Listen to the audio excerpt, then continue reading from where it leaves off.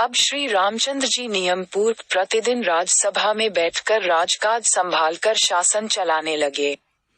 कुछ दिन पश्चात राजा जनक विदा होकर मिथिला के लिए प्रस्थान किया।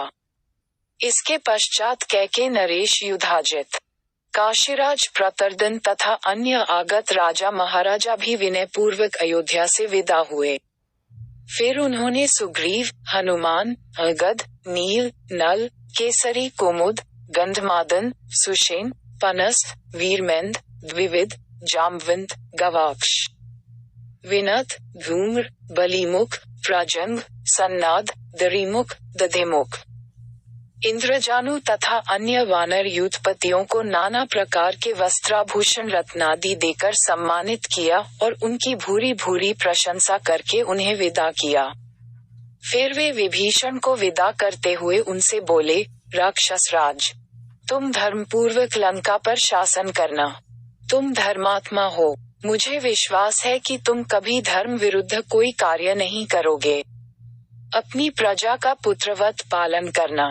विदा होने से पहले हनुमान बोले, प्रभो, मुझे ऐसा वर दीजिए कि आपके प्रति मेरी अटूट भक्ति सदा बनी रहे। आपके सिवा कहीं और मेरा आंतरिक अनुराग न हो।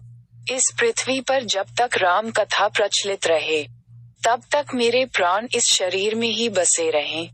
हनुमान की बात सुनकर श्रीराम ने उन्हें हृदय से लगा लिया और बोले, ऐसा ही होगा। संसार में जब तक मेरी कथा प्रचलित रहेगी, तब तक तुम्हारे प्राण भी तुम्हारे शरीर में बने रहेंगे। तुमने जो उपकार किए हैं, उनके लिए मैं सदा तुम्हारा ऋणी रहूंगा। फिर वे सब लोग श्रीराम का गुणगान करते हुए वहां से विदा हुए।